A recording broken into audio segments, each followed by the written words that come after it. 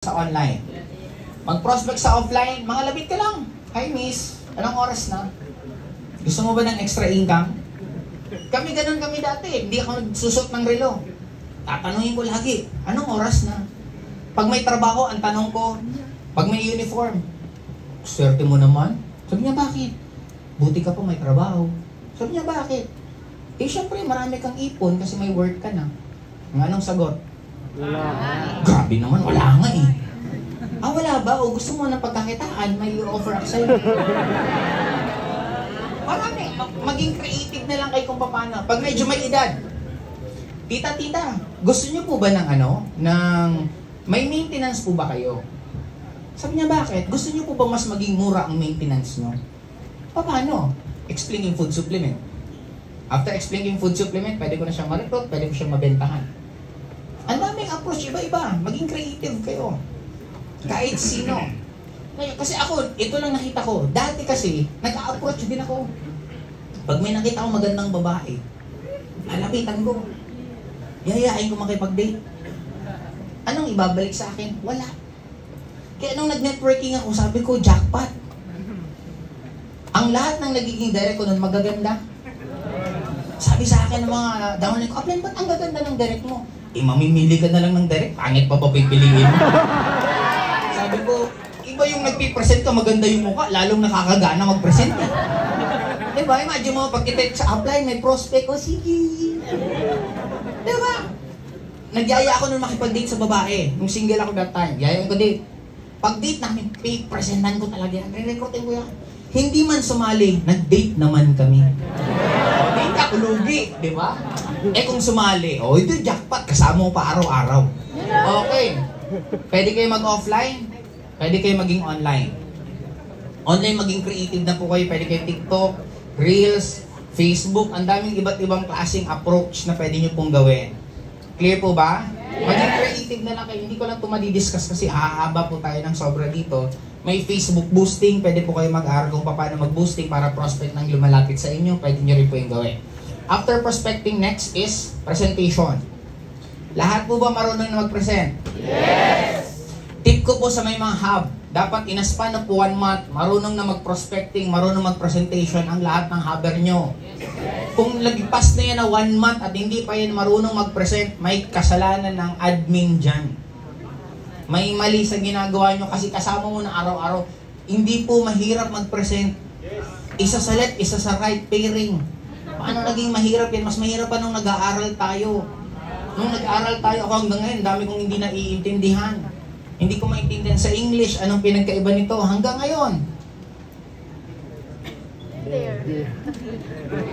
Hindi ko yung magkaintindihan kasi nagkakaintindihan naman tayo dito.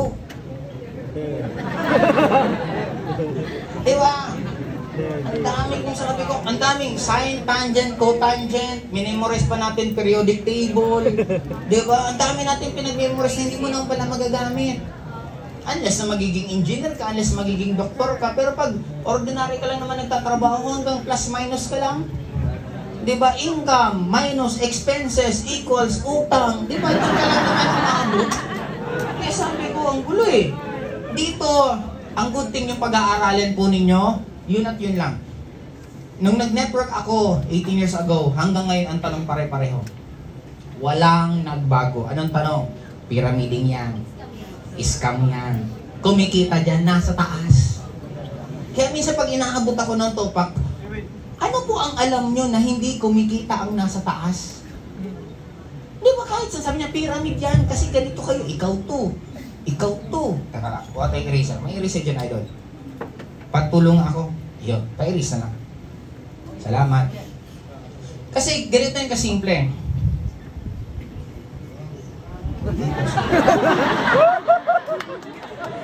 Kaya nga ang git niya mag-erase eh. Okay. Salamat. Ngayon, ano tawag yan? Sabi nila, ganito kakulit ang tao. Pag nagsabi ang networking, pyramiding, isa lang ibig sabihin yan, wala yan alam. Yun ang yung basis kasi bakit? Sabi ko, paano mo nasabing pyramiding kami? Eh, di ba kayo to? Ikaw yan. O di ba, left ka sa left, right, ganyan, may left, may right. Tapos re-recruit ka naman ng ganyan. Oh, di ba? Networking kasi pyramiding yan eh. pyramid. Sabi ko, kung galit ka lang po sa pyramid, ginawa lang po yan para madaling maintindihan. Mas madaling ma-explain. Kumbaga, habang tinitingnan sa mata, madaling maalala. Kung galit ka sa pyramid, o di ganito tayo, ikaw to. O left, right, o di dyan ka maglagay. O itong left mo, naglagay ng ganyan. O naglagay ng ganyan. O di ba, spaceship na yan? Di ba? Piramidin yan kasi bilog. O di, palitan natin.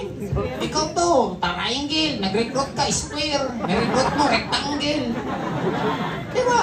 Pareho lang naman. Sabi nila, kumikita lang nasa taas. Bakit? Nakakita ka na ba na manager, janitor, mas malaki ang sweldo ng janitor? Magiging chaos po pag ang kumikita ng malaki ang sa baba. Paano uutusan ng nasa taas yung sa baba kung mas malaki ang kinikita ng nasa baba? Sweldo ng janitor, 1 milyon. Sweldo nito, 100,000 manager. Sabi ng manager, janitor, maglinis ka. Sabi ng janitor, ito boss, 200, ikaw maghugas dyan, ikaw maglinis. Diba? Hindi pwede kahit saan. General, colonel, major, principal, teacher, student, lahat normal po. Kahit anong gawin mo sa mundong to, kumikita ang nasa taas. Pinanganak ka, sinong kumita? Hospital, nasa taas mo. Nag-aaral ka, sinong kumita? School, nasa taas mo. Nagtrabaho ka, sinong kumita? Boss mo, nasa taas mo. Namatay ka, sinong kumita? Punerarya, nasa taas mo. Kahit anong gawin mo, sumakay ka ng tricycle, sinong kumita? Yung tricycle. Bumili ka ng damit, sinong kumita? Yung gumagawa ng damit. Gusto mong walang kumita sa ginagawa mo, lumipat ka ng ibang planeta, magsulong ka doon. Hindi ko maintindihan, bakit galit na galit ka sa may kumikita? Eh, kahit anong gawin natin dito, may kumikita.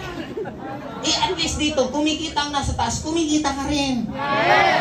Diba dito, ang dami mong maririnig, yumaman. Dating janitor, yumaman. Dating security guard, yumaman. Dating walang trabaho, yumaman. Sa ibang malalaking kumpanya, may narinig ka na ba? Supervisor, yumaman. Janitor, yumaman. Dito sa atin, gaano karami ang nagbago ang buhay na halos wala ng pag-asa dati. But because of our company, ang daming natulungan na nagbago ang buhay. Representation, natuto ASAP. Within 1 month, dapat marunong na po yan. Kaya sa mga admin, sa mga apply, dapat yun po ang barrier nyo na within 1 month, marunong na po yan. Hindi na, isang araw lang po mag-present, madali po itong matutunan. Di ba? Okay, next. Closing. Closing, pag-follow up. Galingan nyo lang po mag-follow up sa mga prospect ninyo. Yun na po ang kailangan nyo lang matutunan. Pwede na po kayo kumita ng 100,000 a month. Hindi nyo pa kailangan ng leadership. Hindi nyo kailangan mag-handle ng tao. Sasagalin nyo pa lang, ganito. Marami pa akong mga handle sa Bicol na mga 1-year-old member. Kumikita na po sila agad ng 100,000 a month. Ito lang po ang marunong sila. Kaya po, ganyan lang po kadali. Sabi ko, pwede naman palang yumaman na ganyan lang kabilis. Ngayon, ano yung buhay na nag-aantay sa inyo next? Okay. Pogi, no? Sino yan? Okay, ngayon. Ito po ang buhay na nag-aantay sa inyo. Sa mga hindi po nakilala sa akin, I'm tubong Bicol, pinanganak sa Bicol, lumaki sa Bicol, nakagraduate sa Bicol. Purely Bicolano po ako. Hindi ko po naisip sa buhay ko na makakapunta ng ibang bansa. Hindi ko po naisip sa sarili ko na makakapunta dito sa Metro Manila. Para sa akin, panaginip lang po ito. Kasi ang taga-probinsya po, ang taas po ng tingin sa Metro Manila dati. Ngayon, because of networking, because of the influence, napilitan po akong pumunta ng Manila. Umaattend ng seminar na ganito, tuwan-tuwa, nababaliw, na-excite, hanggang nangarap din maging top earner, nangarap magkaroon ng kotse, at ito po lahat ang binigay sa akin. Next. Nagkaroon din po ako ng mga sasakyan. Hindi lang po isa, actually madami po naging sasakyan ko. Imagine mo ha, ang pangarap ko lang po dati, may pambayad lang sa computer shop. Nag-networking ako dati, sabi ko kumita lang 10,000, okay na ako. Hanggang gusto ko na maging top earner at hanggang nagkaroon po ng mga sasakyan. Okay, next. Nakapag-travel din po ako, hindi ko na po actually malaman kung gaano karaming countries na po napuntahan ko. Kaya nga, Kung meron po dito mag-boyfriend, mag-girlfriend, mas maganda magpayaman muna kayo. Magsawa na kayo na ang date nyo Jollibee. Diba? Ang date nyo SM.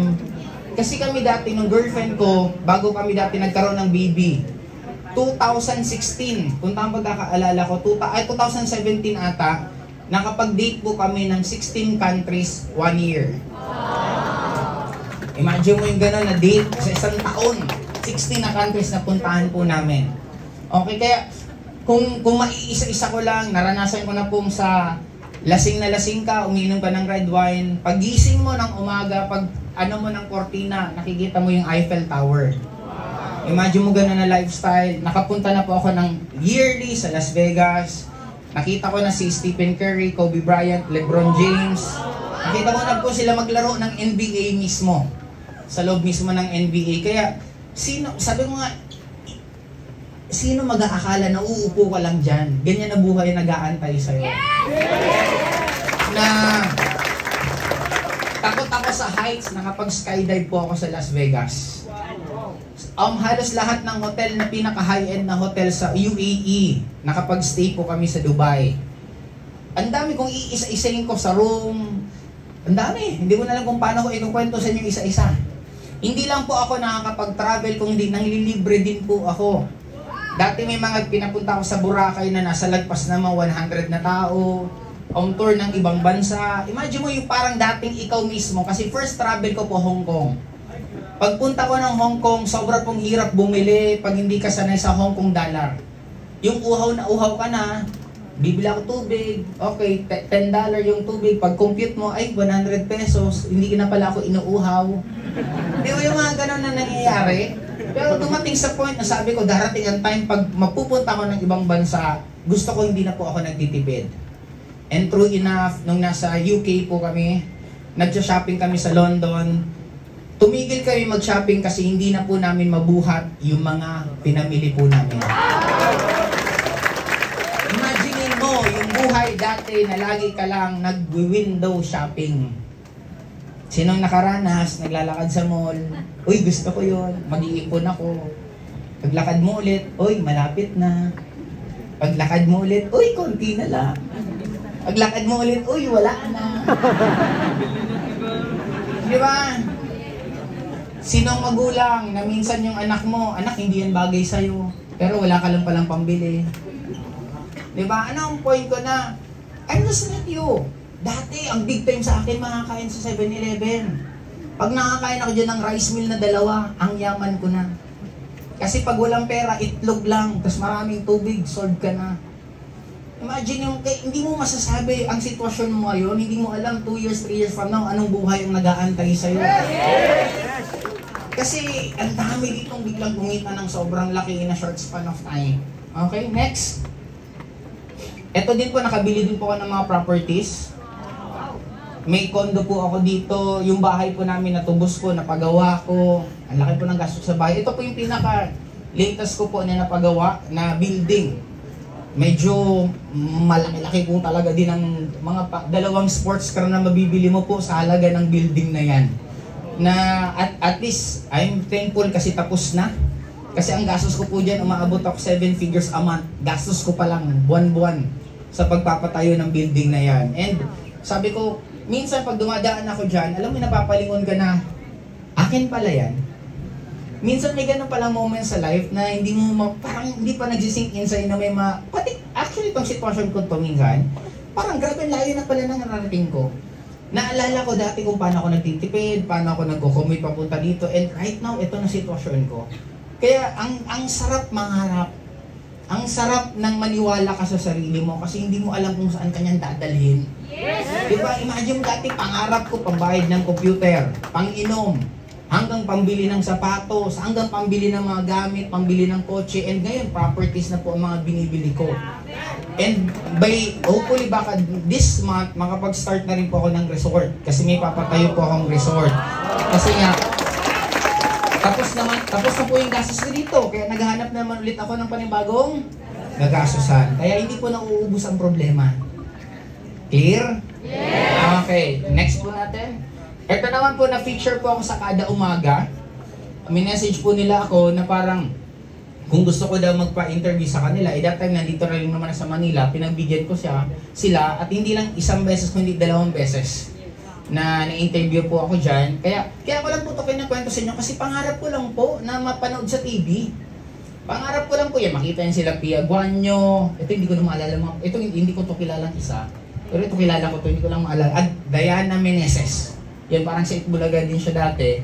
Yan, kumbaga nakikita ko lang sila sa TV para interviewin ka. Ang sarap lang sa pakiramdam din, na parang may isang ordinaryong tao na taga Bicol na biglang nai-interview na sa mga ganito. Next, ito naman po is Rated Corina. Ito na interview po ako dito nung pandemic days, I think 2021 that time. Tinext po nila ako kung gusto ko daw pa-interview. Sabi ko, actually matagal na ako noon pa, siguro mga 10 years ago gusto na ako interview before ni Chinky. Kaya lang dati parang ayoko parang naiiya ako pag sa mainstream media. Kaya lang right now sabi ko sige na nga. Kaya ito ang daming nagamit po namin ito sa boosting ng sobra-sobra po talaga itong Rated Corina. And next, ito din po, nagkaroon din po ako ng pelikula. Oo. I-research nyo kung makita nyo pa po yan sa YouTube, upline, downline. Kasama ko po dyan si Snooki Serna, kung inabutan nyo pa po yun. Si Matt Evans, yung niya, Pedro Pinduco ba si Matt Evans? Yan, nakasama ko po dyan sa pelikulang yan. Kasi gusto ko nga rin po sino bang ayaw maging artista? Di ba? Gusto ko rin maging artista. Kaya lang hindi naman po talaga ganun kagaling talent ko. Pero naisama ako dyan kasi isa po ako sa producer. Ibig sabihin, isa ako sa nagbayad. Alam nga naman hindi ko pa sama sarili ko, ako na magbabayad, sinama ko. Kaya naging artista ako, di ba? Iba pag may pera madali Di ba? Kaya para sa akin, ang dami niyong pwedeng gawin sa buhay niyo pag you have the money. Na at least na-feel ko lang isang beses pero ayoko nang ulitin, ang hirap maging artista. Di ba? Ang tagal ng shoot, buong maghapon hanggang umaga, kaya mag-aantay talaga kayo. Okay, ito, pinalabas po ito sa buong Pilipinas, sa lahat ng sinihan sa buong Pilipinas.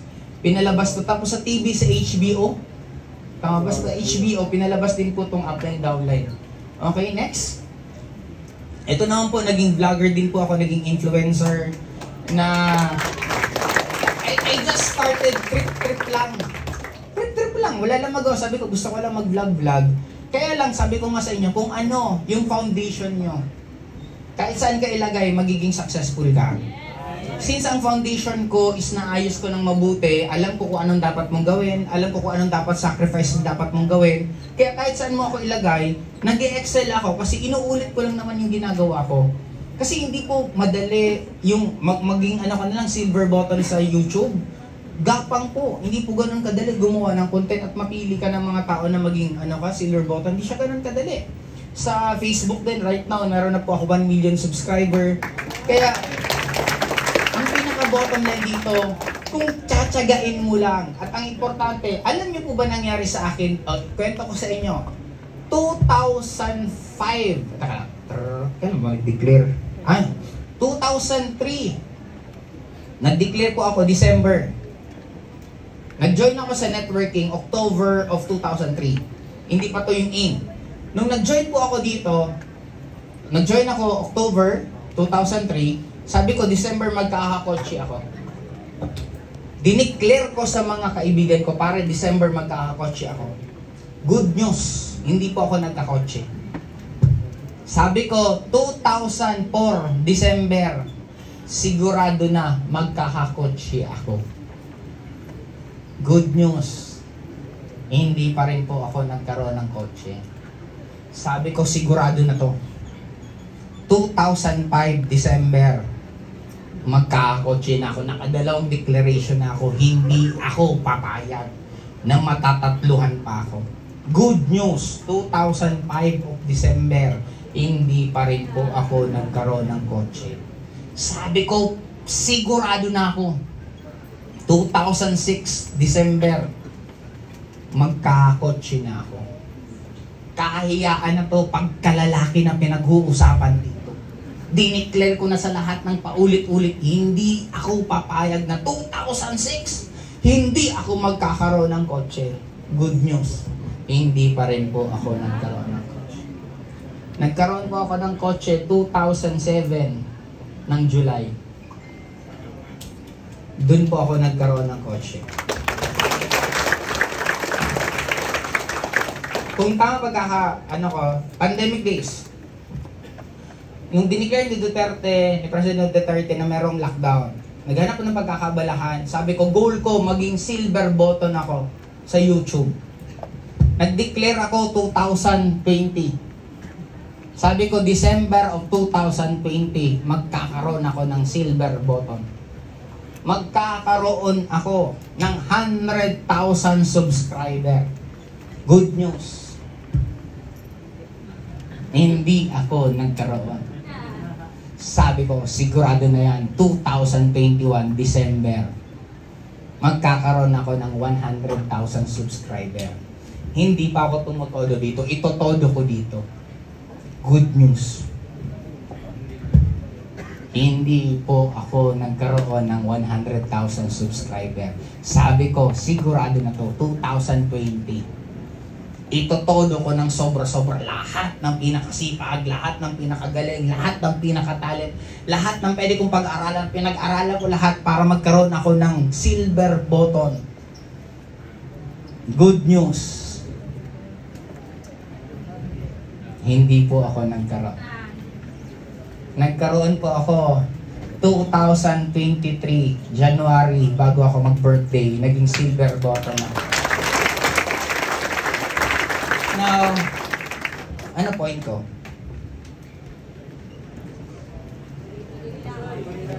Tanungin niyo ako bakit ako nagtuloy. Hindi man ako nagkakotse, nagbago naman ugali ko. Wala man akong kotse, nagka-downline naman ako. Dati, ang downline ko, yung nire-recruit ko, dumating ang araw, hindi ko nakilala, nagiging downline ko. Kasi yung downline ko marunong na mag-recruit. Ang pinaka nakakatawa, yung pagbukas mo ng DTC mo, may mga downline ka na hindi mo man lang na-meet sila. Hindi ko tiningnan na wala pa akong kotse. Ang tiningnan ko, may nagbabago sa network ko, may nagbabago sa buhay ko, may nagbabago sa nangyayari sa akin. Bakit ko ito tinuloy?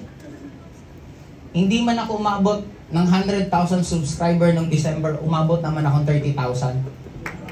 Eh sabi ko, napakadali. Ulitin ko yung ginawa ko lahat ng 2020. Yung 30,000, madoble lang, 60 na.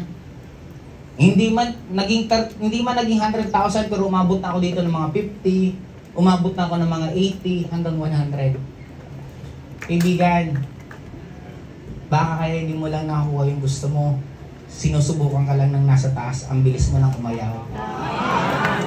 Tinitesting ka lang, tinatanggalan muna sa yung mga dapat tanggalin kasi tinitingnan kung tutuloy ka ba, nadala ka agad. I'm just like you, nabibigo, napapagod, nahihirapan. Siguro kung meron ng pagkakaiba sa inyo, hindi ko lang tinatantanan yung gusto ko hanggang hindi ko nakukuha. Kasi sabi nga nang nasa taas pa, yung ibibigay sa'yo, yung bilis mo mag-quit. Nahirapan ka lang ng konti, quit ka na. Ang nag-quit, downline mo, ba't pati ikaw nadamay? Diba? Ang bottom line para sa akin, ang sarap ng buhay na nag-aantay sa inyo. Kung alam nyo lang na you will have your own story. Kaya dito ko ito tatapusin next. Ngayon, ito yung pinaka meron sa akin. Pinupuntahan nyo pa future nyo? Yes! Ano mabuhay nyo? May sariling bahay? Yes! Kasama mo na pamilya mo? Yung anak mo sinasabihan ka na, Ma, Pa, I'm so proud of you. Nabi-visualize mo ba yung future mo? Ikaw na nagte-text sa may mga utang ka? Nasaan kayo? Babayaran ko na kayo. Nabi-visualize mo man lang ba na dumadami ang hubs mo? Nabi-visualize mo man lang ba na ganito lang, ka-training mo to? Kasi ako, pag napapagod at gusto ko na mag-quit, pumupunta na ako sa future ko eh. Pinupuntahan ko lang na may kotse na ako. Alam mo ba, hindi ko ito makalimutan. Nung taon na nag-declare ako ng pinakasagad na gusto ko magkakotse, ito yung panahon na pinaka-nag-visualize ako. Ang ginawa ko nun, pumasok ako ng kwarto ko, umupo ako, pag-upo ko, pumikit ako, tapos in-imagine ko nasa kotse na ako. Yung kotse, inawakan ko yung manibela, drinide ko siya, palabas ng subdivision, inikot-ikot ko, tapos tiningin ko yung mga taong negative sa akin. Habang dinadrive ko yung kotse, naka-window down, Yung mga tao na negative sa akin, kitang-kita ko yung mga mukha nila na habang tinitingnan nila, may kotse na siya. Nakikita ko sarili ko na habang nagdadrive, tumigil ako sa ATM machine. Nag-withdraw ako kasi kinuha ko lahat ng commission ko. Kita ko yun. Hanggang pag-uwi ko ng bahay, alam mo yung hindi ko lang sinabi, hindi ko lang naramdaman, kung hindi talagang kitang-kita ko yung amoy, kitang-kita ko yung kotse ko, yung kulay ng kotse ko, yung taong itsura ng mga tao, lahat kita ko. Kasi kung ganun po tayo, di ba sabi, as and you shall receive. Kaibigan, ba kaya puro kamalasan ang ginagawa mo kasi yun ang nabivisualize mo palagi? Mas nabivisualize mo yung ayaw mo na mangyari sa'yo kaysa yung gusto mo na mangyari sa'yo. Kaya ako, that time, pag napapagod, parang gusto ko na mag-quit, aalalahanin ko yung aakit ako ng stage. Kakamayan ko yung mga may-ari. At habang kinakamayan ko, sinasabihan na congratulations, up 1 ka, congratulations, Hall of Fame ka, congratulations. Kitang-kita ko yun. Kaya, sa totoo lang, pag tinanong mo ang mga tao na naging successful, anong pakiramdam, honestly, hindi na nila minsan alam ang isasagot. Bakit? Paulit-ulit na nilang pinuntahan. Paulit-ulit na lang pinuntahan yung gusto nila at nakikita nila yung... Kasi hindi yun magtutuloy kung hindi nila nakikita to. Kaibigan, kaya nagdududa ka na sa sarili mo kasi hindi mo na nakikita kung saan ka papunta. Kaya para sa akin, kaya mo yan. May reason bakit ka nandito ngayon.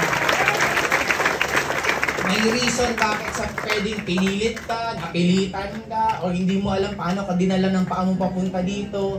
May purpose lahat, walang aksidente. Yes! May kwento ka na dapat maririnig namin pagdating ng oras. Gusto namin na marinig sa'yo kung ano ang pinagdaanan.